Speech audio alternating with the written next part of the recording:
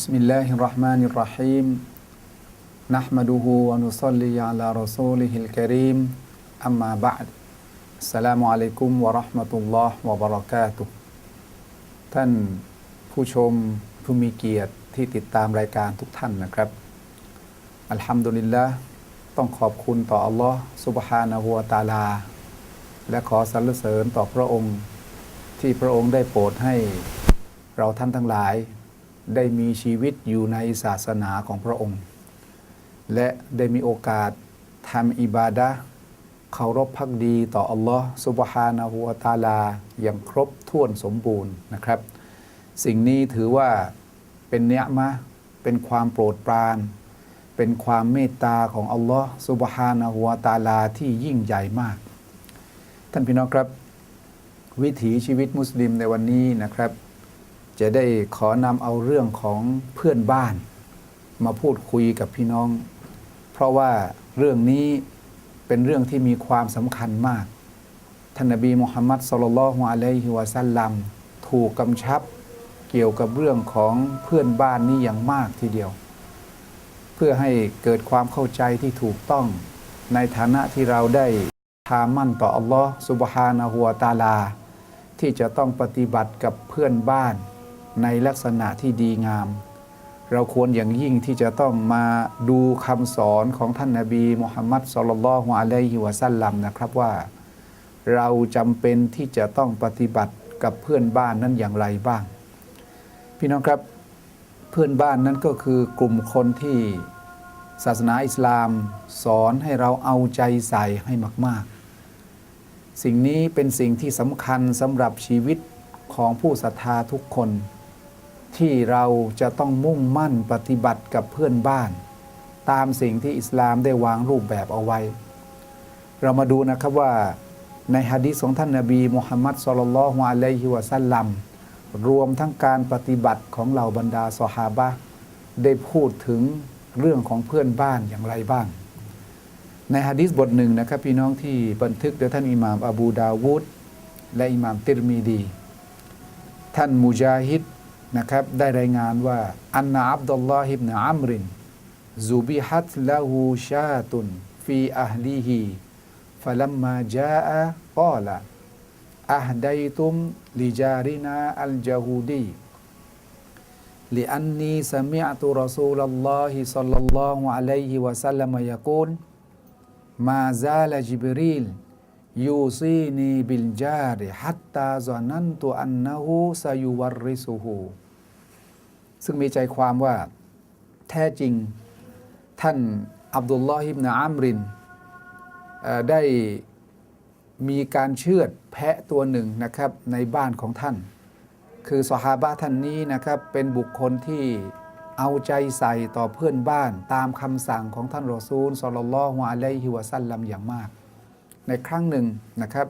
มีบางรายงานว่าท่านเชือดกุรบานบางรายงานก็บอกว่าเชือดแพะตัวหนึ่งนะครับโดยไม่ระบุว่าเนื่องในโอกาสใดแต่ว่ารายงานตรงนี้เป็นรายงานที่ชัดเจนนะครับว่าท่านอับดุลลอฮ์อิบนุอัมรินเนี่ยมีการเชือดแพะตัวหนึ่งในบ้านของท่านเมื่อท่านอับดุลลอฮ์อิบนุอัมรินได้มาถึงที่บ้านของท่านท่านจึงได้กล่าวกับครอบครัวของท่านนะครับว่าพวกเธอทั้งหลายนะครับได้แบ่งเนื้อแพะตัวนี้เป็นของขวัญให้แก่เพื่อนบ้านชาวยะฮูดีบ้างไหมเพราะฉันได้ยินท่านรอซูลศ็อลลัลลอฮุอะลัยฮิวะซัลลัมกล่าวว่าท่านญิบรีลยังคงสั่งเสียฉันตลอดเวลาแล้วก็สั่งเสียฉันอยู่เป็นประจำนะครับว่าให้ฉันเนี่ยทำดีต่อเพื่อนบ้านให้มากๆจนกระทั่งฉันหมายถึงท่านนบีมุฮัมมัดศ็อลลัลลอฮุอะลัยฮิวะซัลลัมเกิดความรู้สึกว่าเพื่อนบ้านนั้นน่าจะมีสิทธิ์รับมรดกจากเพื่อนบ้านด้วยกันท่านพี่น้องครับนี่คือคำสอนของท่านนบีที่บอกว่าญิบรีลมาสั่งเสียฉันอย่างมากให้ทำความดีกับเพื่อนบ้านท่านอับดุลลอฮ์อิบนุอัมรินในฐานะที่ท่านเป็นซอฮาบะห์ของท่านรอซูลศ็อลลัลลอฮุอะลัยฮิวะซัลลัมที่จงรักภักดีกับท่านรอซูลมุ่งมั่นปฏิบัติตามท่านรอซูลศ็อลลัลลอฮุอะลัยฮิวะซัลลัมอย่างต่อเนื่องท่านอับดุลลอฮ์อิบนุอัมรินก็สั่งเสียนะครับกำชับใช้คนในครอบครัวของท่านเนี่ยให้แบ่งเนื้อแพะให้แก่เพื่อนบ้าน แม้ว่าเพื่อนบ้านของท่านจะเป็นชาวยิวก็ตามตราบใดที่เขาปฏิบัติดีกับเราไม่ด่าทอศาสนาเราเป็นผู้ที่เป็นเพื่อนบ้านที่ดีกับเราเราก็ควรที่จะปฏิบัติดีกับเขาแม้ว่าเขาจะเป็นคนที่ไม่ใช่มุสลิมก็ตามนี่คือสิ่งที่ซอฮาบะห์ผู้อาวุโสได้ปฏิบัติตนอย่างนี้กับคนที่เป็นเพื่อนบ้านเป็นการสนองตอบคำสั่งสอนของท่านรอซูลศ็อลลัลลอฮุอะลัยฮิวะซัลลัมที่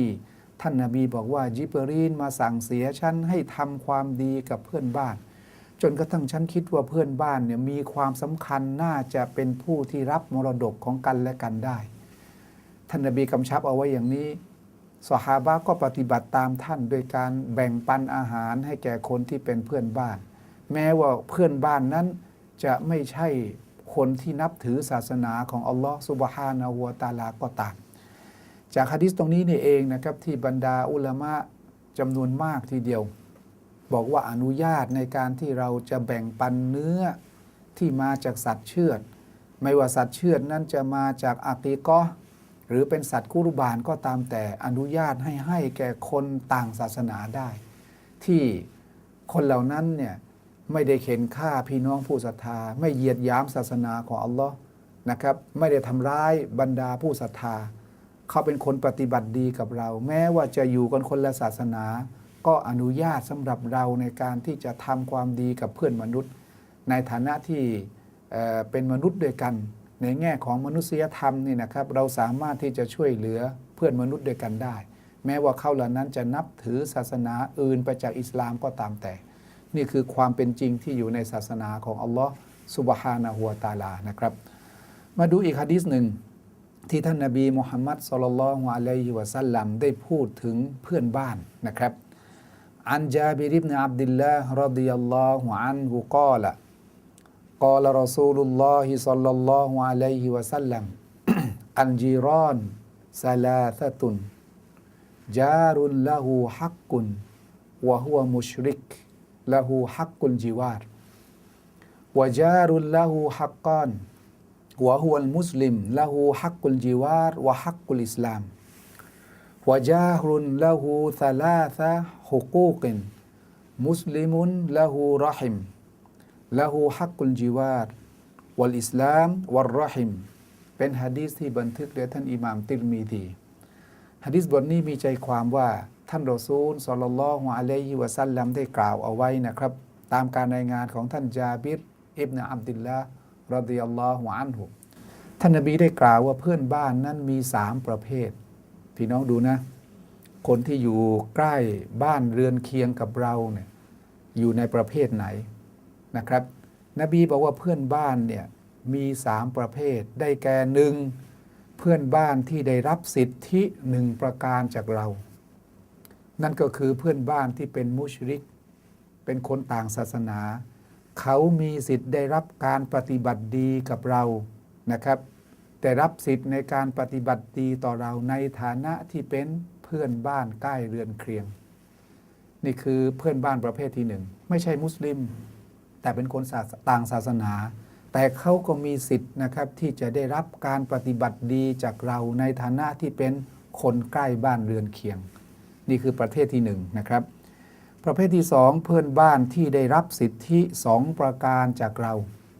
นั่นก็คือเพื่อนบ้านที่เป็นมุสลิมนะครับคือเพื่อนบ้านที่เป็นมุสลิมเนี่ยเขามีสิทธิในการที่จะได้รับการปฏิบัติดีนะครับจากเราในฐานะที่เป็นคนใกล้บ้านเรือนเคียง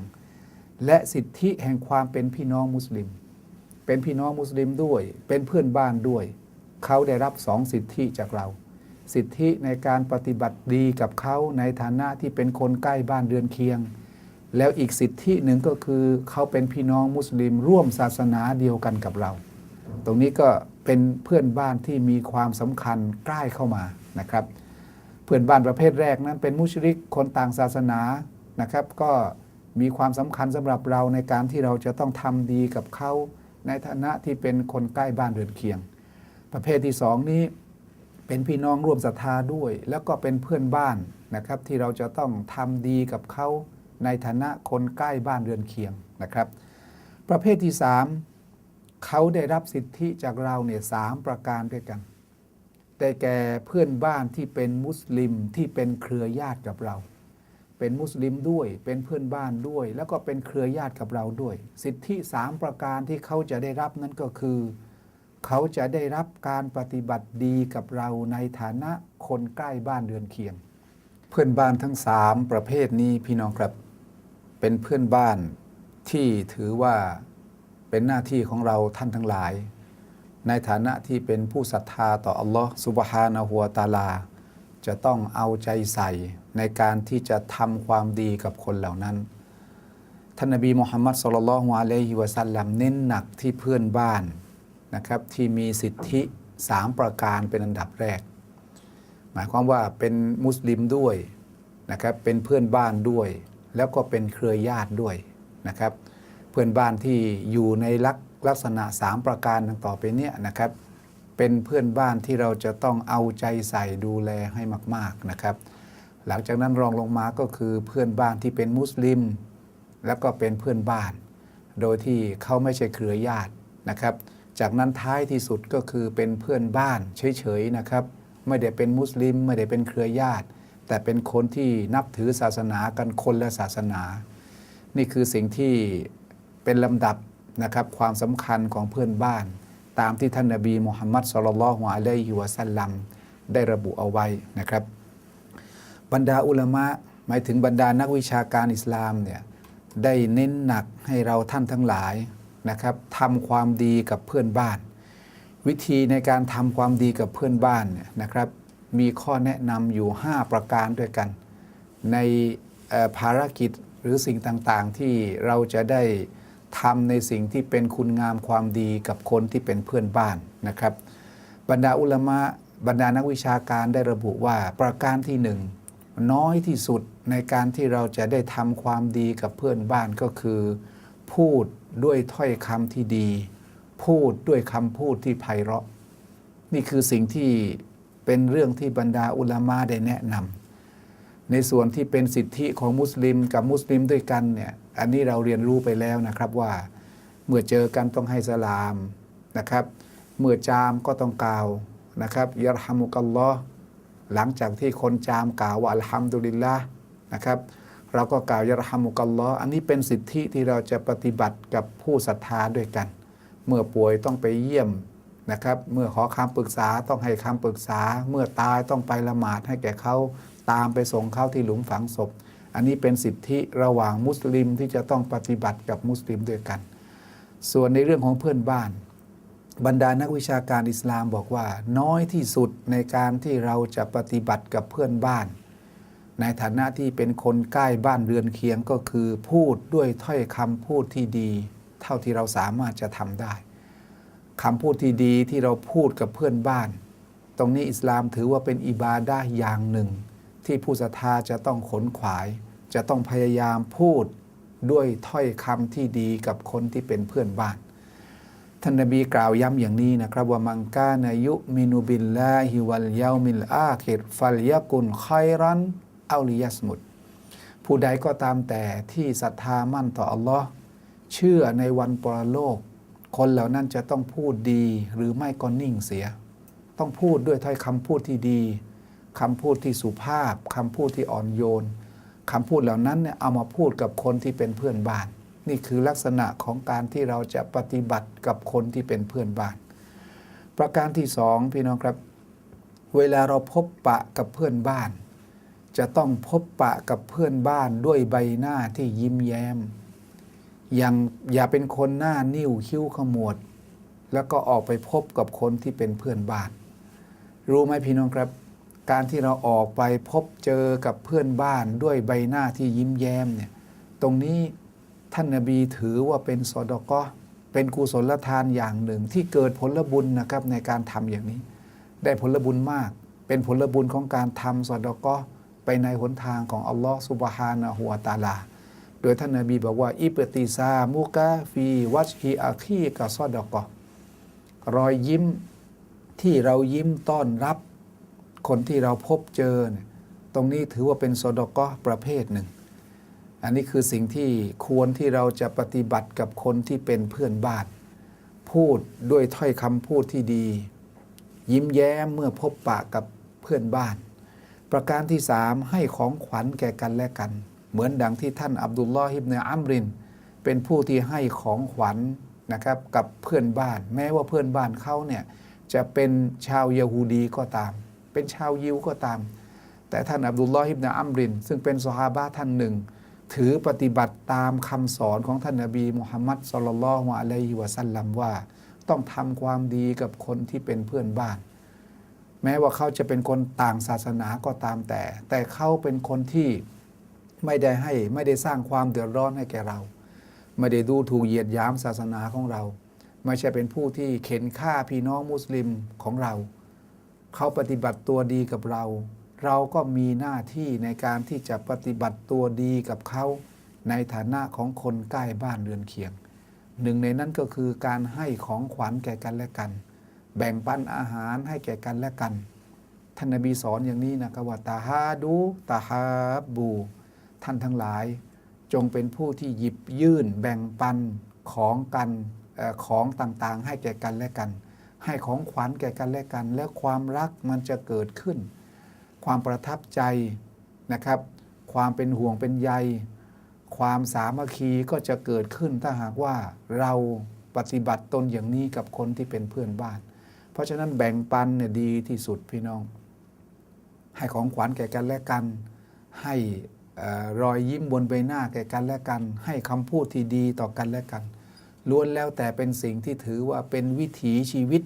ของการเป็นผู้ศรัทธาต่ออัลลอฮฺซุบฮานะฮูวะตะอาลาดังนั้นผู้ศรัทธาต่ออัลลอฮฺซุบฮานะฮูวะตะอาลาเนี่ยมีเพื่อนบ้านอยู่3กลุ่มนะพี่น้องครับมันไม่หลุดออกไปจากทั้ง1 ใน 3นี่หรอกนะครับเพื่อนบ้านที่เป็นคนต่างศาสนาเพื่อนบ้านที่เป็นมุสลิมแล้วก็เพื่อนบ้านที่เป็นมุสลิมด้วยแล้วก็เป็นคนที่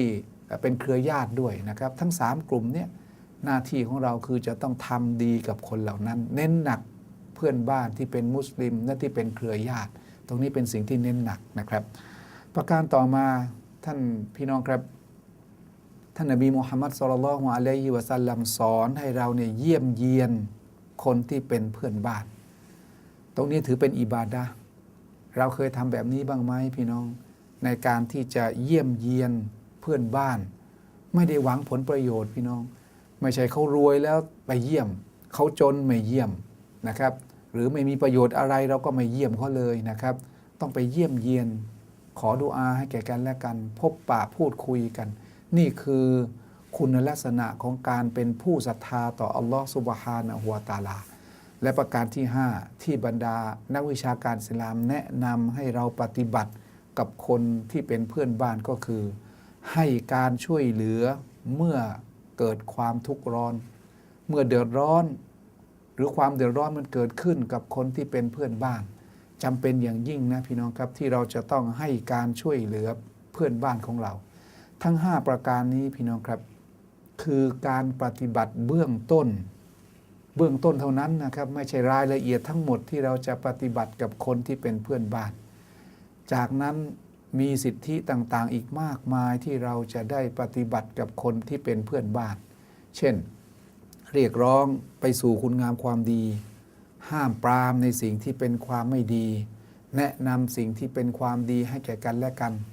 นะครับตักเตือนกันในสิ่งที่จะนำไปสู่การเป็นบ่าวที่ดีของอัลลอฮ์